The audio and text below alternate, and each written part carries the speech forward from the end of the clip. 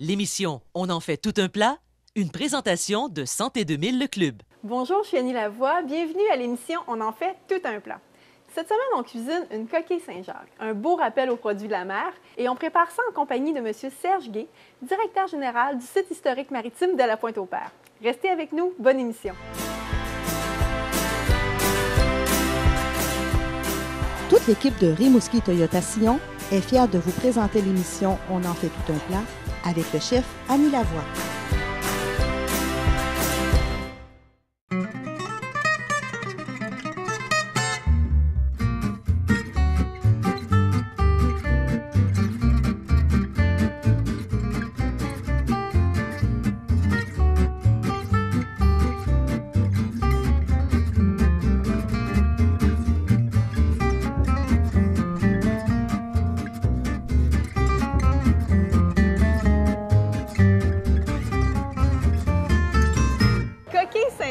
C'est un mets préféré? C'est parce que vous travaillez au bord de l'eau? Ah, c'est vraiment mon mets préféré. C'est vraiment ça que j'essaie de m'en faire au moins à toutes les 2-3 semaines. Ah, OK. Comme ça fait pas si longtemps que ça que vous n'en avez pas mangé? Bien là, oui, ça fait effectivement au moins 2 mois. C'est parfait. Excellent. On est prêt? Pommes de terre en purée. Ah, bien, ça tombe bien. J'étais nourri avec ça. Prêt? Ah oui. Chez nous, il y avait toujours des patates pilées. Des patates pilées? Tout le temps, c'est bon. Quand dans mon enfance. Fromage gruyère pour notre coquille. C'est un grand classique, oui. Ça va être bon, hein? Préféré, si on avait un particulier? Ah, ben bon. Pour la recette, moi, j'irais à peu près pour... on va compter au moins 100 grammes par personne. Donc, oui, j'irais pour un 400 grammes, puis on pourra ajuster tout ça. On veut quand même faire de belles coquilles, quelque chose d'assez gourmand. Oh oui, oui, hein? Oh oui. En fait, on a besoin de vin pour la recette, pour remettre dans notre béchamel, pour la rehausser un peu, mais on va essayer d'avoir un beau 2 pour 1. On pourra en prendre un verre aussi en préparant tout ça. Ben, je te laisse choisir. Parfait compagnon pour les poissons, fruits de mer et viande blanche. Apollo, découvert des États-Unis. Pour le lait, je pense qu'on pourrait aller pour 1 litre. Oui, parce qu'on a besoin d'à peu près 350 millilitres. Donc, 1 litre. Moi, j'ai un petit faible pas. Oui, avez-vous une matière Moi, grasse? du lait, c'est du lait. C'est-à-dire? C'est du 3 C'est bon, je vous suis là-dedans. Pour une béchamel, c'est bon. Ça fait un mélange bien onctueux. Un gros comme ça. Bon, ben, je pense que oui, on va aller pour le gros. De toute façon, on aura sûrement d'autres recettes toujours pratiques dans le garde-manger aussi. Et voilà, je pense qu'on est arrivé au bout de notre épicerie et des ingrédients nécessaires. Donc, prêt à aller préparer ça. On y va? On est vraiment prêt. C'est moi qui paye, là. Ah, ben avec grand plaisir, je vous l'offre. Vous me l'offrez, mais je vous... Allez-y. Monsieur Gay, bienvenue dans notre cuisine des Prés-la-Porte. Merci. Puis, je suis très heureuse de vous recevoir. C'est notre première rencontre officielle. On s'était déjà croisés dans divers événements, mais je suis enchantée. Merci. Et on cuisine aujourd'hui un de vos plats préférés. Effectivement. Racontez-moi l'histoire. Moi, je suis un amateur de fruits de mer. Même si je suis né dans la vallée de la Matapédia, je mange des fruits de mer le plus régulièrement possible. Puis vraiment, les coquilles Saint-Jacques, c'est vraiment mon maître préféré. Bien, ça me fait grand plaisir de cuisiner ça avec vous aujourd'hui. Et puis, en plus, je trouvais que c'est un beau lien à faire avec votre poste, avec la mer, avec le site maritime. On va tout simplement, on est allé vraiment sur la recette standard classique. Donc, que des pétoncles. On va monter notre béchamel nous-mêmes à base de vin blanc et tout ça. Une bonne purée de pommes de terre qu'on va préparer aussi. Et puis, je pense que ce sera juste un beau résultat avec le fromage gruyère pour compléter le tout. Vous êtes prêts? Oui. Vous voulez être mon sous-chef aujourd'hui? Oui, absolument. J'ai pas le chapeau. Non, écoutez, on n'a pas besoin. On y va de façon informelle, on s'amuse. Okay. Je vous laisse vraiment la casserole monter la béchamel. Et puis moi, pendant ce temps-là, je vais préparer les autres petits accompagnements au fur et à mesure. Okay. Donc, on pourrait commencer par le beurre qu'on va faire fondre vraiment à feu doux. On ne veut pas que ça grille, on veut que ce soit juste un peu fondu. Puis, on va y ajouter les échalotes françaises pour vraiment venir aromatiser la base de notre béchamel. Parce qu'une béchamel juste au lait, sans oignon ou sans ail, c'est peut-être moins intéressant un peu. Donc, je vais tranquillement préparer ça. Et je vais vous laisser surveiller, surveiller le beurre. Et je pense qu'on peut même monter un peu la température si vous voulez. Une petite affaire. Donc, pendant que je prépare tout ça, vous êtes au site... En fait, maintenant, on appelle ça le site maritime Dites-moi-le au complet, je Le veux site trouver. historique maritime de Pointe-au-Père. De Pointe-au-Père. Donc, c'est le nom officiel, mais ça n'a pas toujours été ça. Ça a commencé par le Musée de la mer et c'était installé à l'Institut maritime de Rimouski à partir de 1980 jusqu'en 1982. On présentait une collection d'objets qui provenaient de l'épave de l'Empress of Ireland. Les Absolument. plongeurs avaient mis leur collection en commun et présentaient ça. Alors, ça s'est installé à l'Institut maritime pendant 2 années.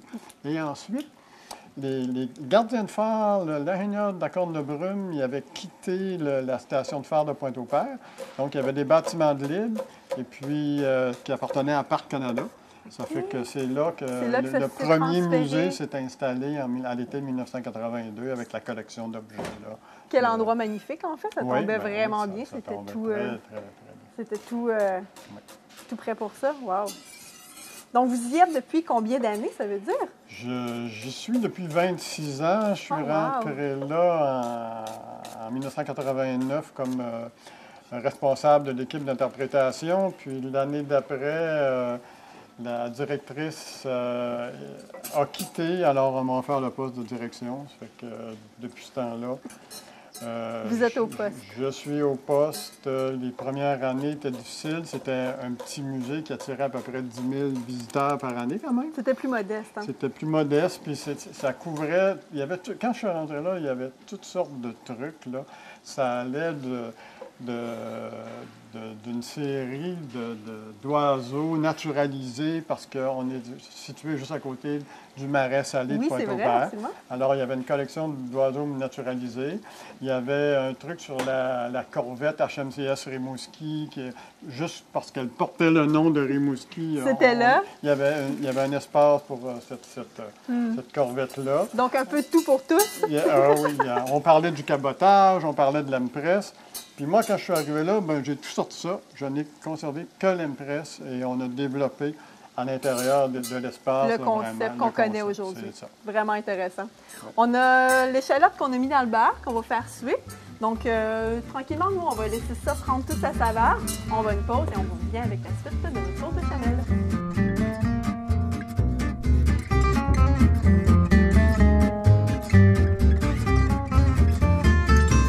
Les coquilles Saint-Jacques sont un grand classique pour tous les amateurs de fruits de mer. Avec Nathalie chez Després-Laporte, on regarde quels équipements sont essentiels à la réussite de ce plat. Bonjour. Bonjour. Tu nous parles des plats de présentation pour commencer? Ce qui va être important, c'est d'avoir des assiettes qui vont au four également. Donc ici, on va avoir des porcelaines qui sont résistantes à la chaleur et de différents formats, y compris les coquilles Saint-Jacques en format d'entrée. Et on va avoir aussi des coquilles naturelles. Qui sont toutes jolies, mais vraiment, c'est des coquilles qui étaient en fait avec la noix à l'intérieur, Exactement. pêchées en milieu naturel. Oui. Wow! Aussi, on a besoin, pour terminer notre présentation de coquilles Saint-Jacques, de pommes de terre qu'on va souvent étendre à la poche à pâtisserie pour que ce soit joli, mais pas n'importe laquelle.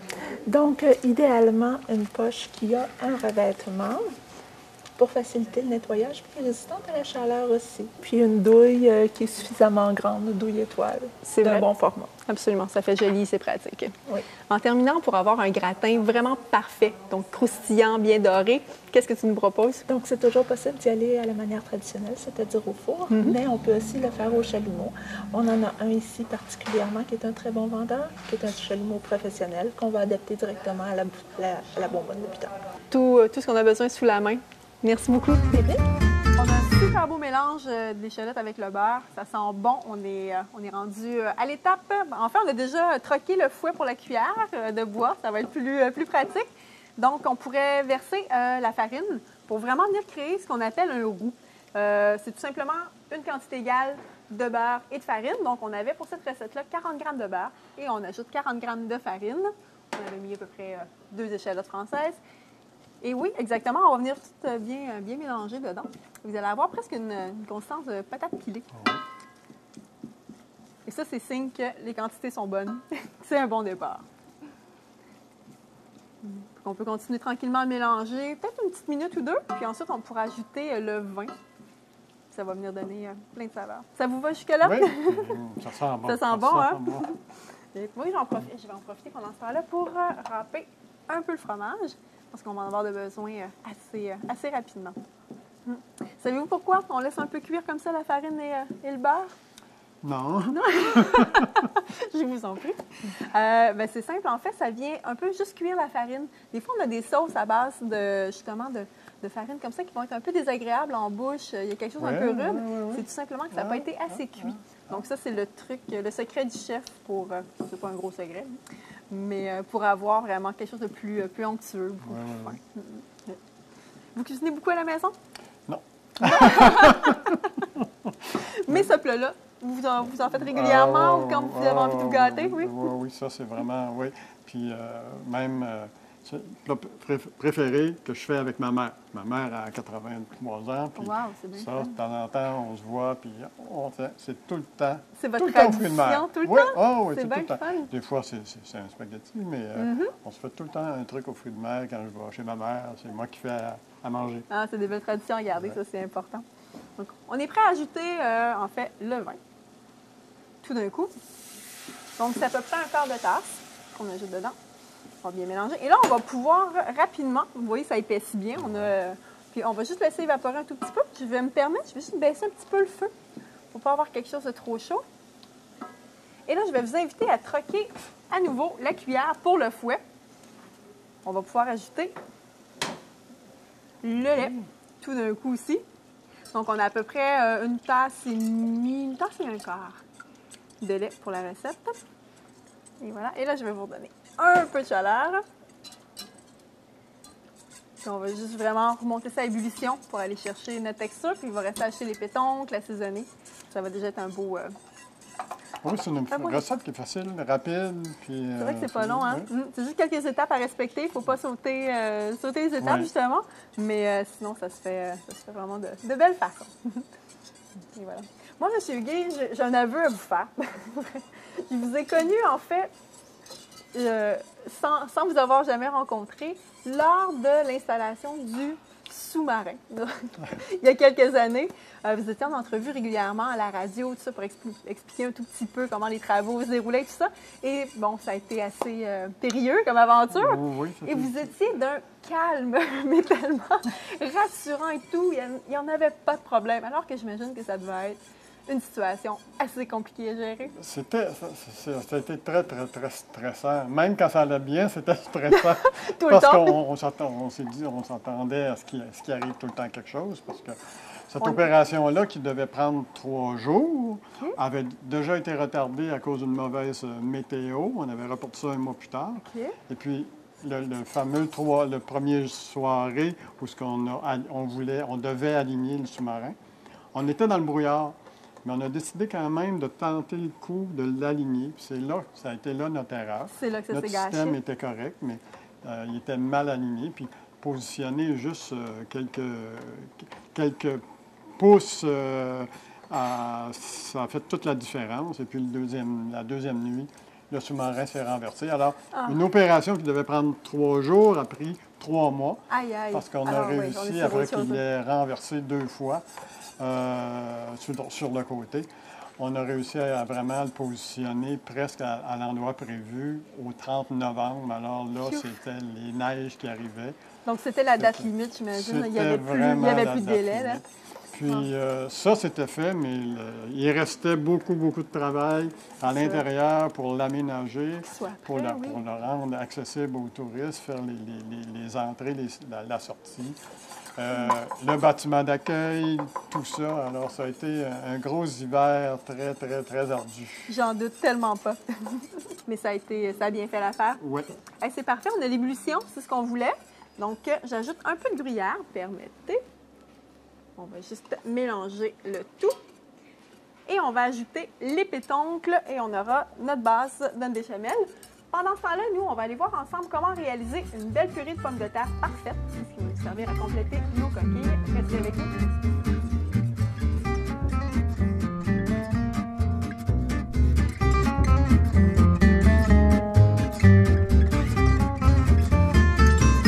Cette semaine, je vous donne tous les trucs pour réussir votre purée de pommes de terre à tous les coups.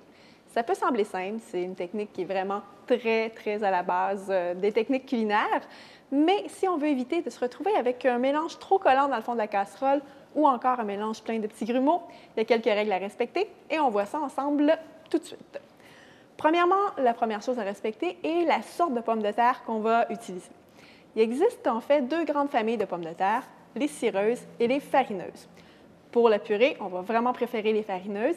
Elles vont être plus faciles à cuire, elles vont venir très floconneuses. C'est exactement ce qu'on a besoin. Je vous présente quelques coups de cœur concernant mes pommes de terre préférées pour réussir de belles purées.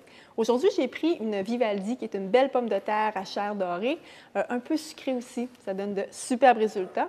Vous pouvez y aller avec les classiques pommes de terre rouges ou blanches qu'on retrouve de façon régulière en magasin. Il y a également les Idaho et les recettes qui donnent d'excellents résultats. Ce qui est bien en magasin depuis quelques années, on peut voir sur les sacs de pommes de terre l'usage privilégié pour la sorte. Donc, on peut voir certaines sortes qui sont privilégiées, qui sont plus pratiques pour les pommes de terre en purée, d'autres pour les frites, d'autres pour les pommes de terre au four. Donc, on y jette un œil et puis ça vous permet de faire le meilleur choix selon la recette choisie. Règle numéro 2 à respecter, on va couper nos pommes de terre en petits morceaux avant de les faire cuire. En fait, on ne veut pas de grosses pommes de terre entières qui vont prendre beaucoup de temps à cuire, qui vont devoir tremper dans l'eau pendant un long moment. Alors, en les faisant en petits morceaux, en petits cubes comme ça ici, je vais vous les montrer. Ça cuit rapidement, puis ça nous facilite la tâche aussi lorsqu'on va les écraser. Pour les écraser, justement, en fait, ce qui est important, c'est de pouvoir les réduire en purée en les manipulant le moins possible. De cette façon-là, l'amidon n'est pas ultra libéré, donc ça évite de se ramasser avec des mélanges très collants. Il existe plusieurs équipements que vous pouvez utiliser pour bien réussir vos purées. Le presse-purée en est un. Il en existe plusieurs modèles sur le marché. Ça fonctionne vraiment bien. Il y a également le grand classique presse-riz, donc les fameuses pommes de terre au riz de notre enfance. Mais moi, j'aime quand même bien utiliser le fameux pilon à pommes de terre. C'est simple, on en a tous un sous la main. Ce qui est important, c'est de bien égoutter nos pommes de terre et il faut qu'elles soient chaudes. Une pomme de terre tiède ou froide, ça ne fonctionnera pas du tout. Donc, on y va quand même rapidement. On veut juste donner un premier écrasement. Et vous avez pu constater que j'ai ajouté aucun liquide, pas de beurre encore. On va juste bien réduire tout ça en purée. À cette étape-là, on peut rajouter ce qui nous plaît, lait, crème, bouillon de poulet pour donner plus de saveur, un peu de beurre, du sel, du poivre. Mettez-y votre fromage préféré. De l'ail confit, c'est absolument délicieux. Et puis, si vous en reste, mais surtout vous les gardez. On peut faire des galettes de pommes de terre. On les fait réchauffer pour faire des croquettes de saumon. Et surtout, vous amusez, vous en profitez. Bon appétit!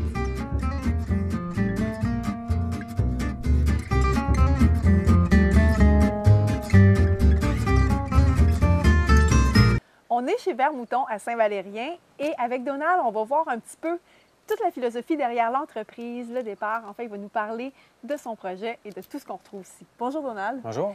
Vert Mouton, j'aime le nom, vraiment. Là. Ça vient d'où exactement? C'est vrai que ça sonne bien. Oui, hein? Ça vient de... quand on a décidé de démarrer l'entreprise, on savait déjà ce qu'on voulait faire. On voulait faire beaucoup de verdure, mettre l'accent sur les verdures, notamment les pousses. Oui. Et aussi, on voulait démarrer une production à vigne. Donc, les deux ensemble? Les deux ensemble. Les pousses, ça s'est beaucoup développé depuis. Absolument. Par contre, je me plais tout le temps à dire que je cours après le mouton encore. Je le vois, mais je cours après. Donc, c'est un projet à venir? Oui, à venir, oui. D'ici 2 ans, là, on voudrait commencer à faire l'élevage. Vous êtes ici depuis combien de temps? Ça fait 8 ans. Quand même. Oui, puis ça fait... l'entreprise, on est en opération ça fait 6 ans maintenant. Ouais. Vous avez commencé avec les pousses ou c'est venu un petit peu au fur et à mesure? Non, on n'est pas commencé avec les pousses. On produit... essentiellement, la ferme du Vert-Mouton, c'est une production maraîchère diversifiée. Là. On produit plus de 30, 40 variétés de légumes. Quand même. Entre juin et octobre, fin octobre. Les pousses, c'est venu en cours de route parce qu'on voulait améliorer le contenu de nos paniers au printemps. Ici, la saison est très courte. Au début, on voulait bonifier notre offre en début de saison des paniers de légumes. Alors, on s'est dit, tiens, les pousses, c'est intéressant, on fait ça à l'intérieur. On ne dépend pas de la température. Donc, on s'est mis à faire des pousses. Les gens ont adoré.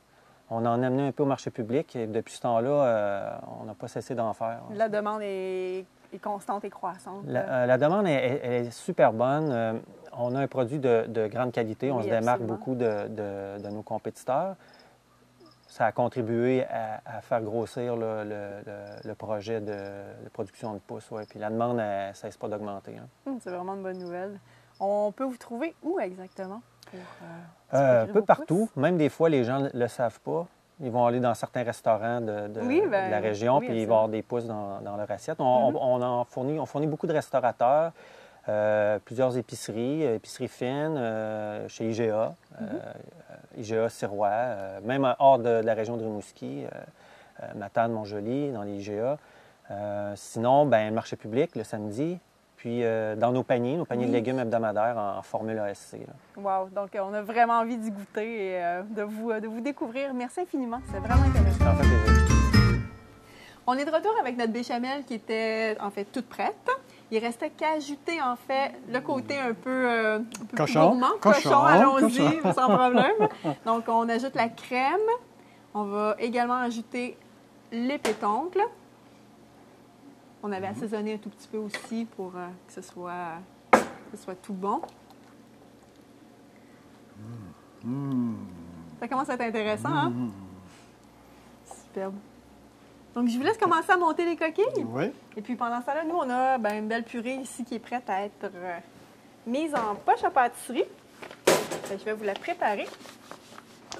Et pendant qu'on va monter ça, on va également se faire de gros pétoncles saisis à l'huile. Donc, ça va être un beau mélange. Et je prépare ça.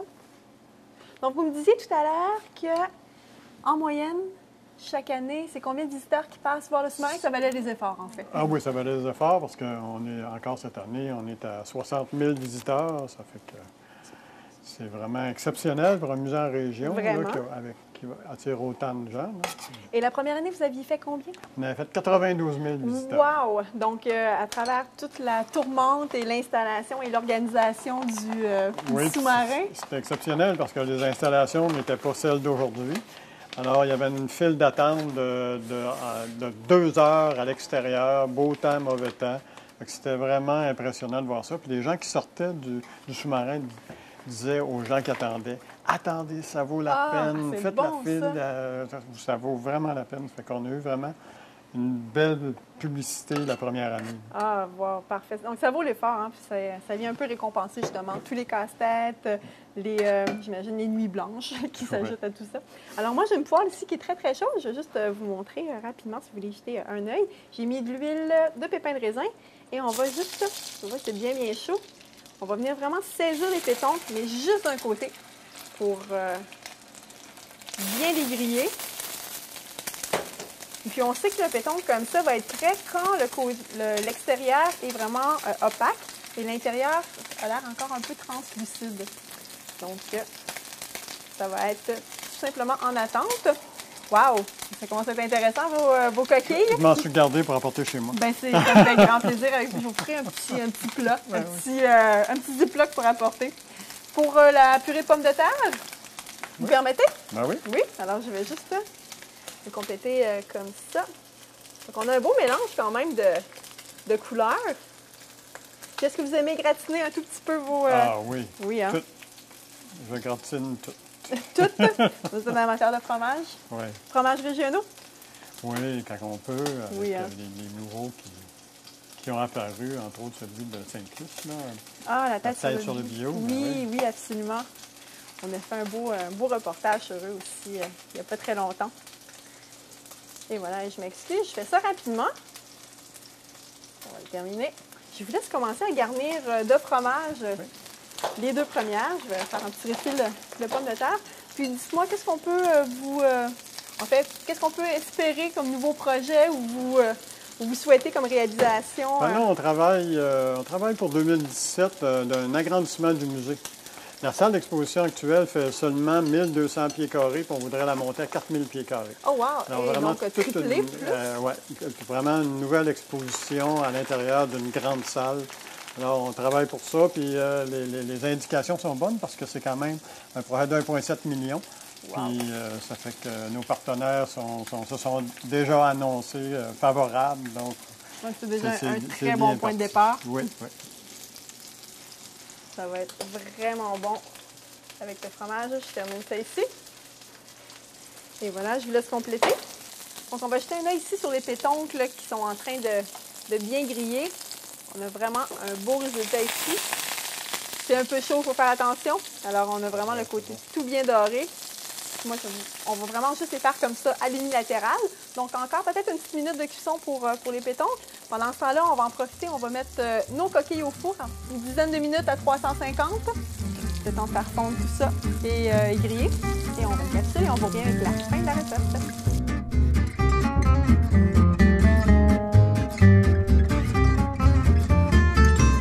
De tous les fruits de mer qu'on retrouve de façon traditionnelle sur nos tablettes d'épicerie, le pétoncle est sûrement le plus fin et le plus délicat à travailler.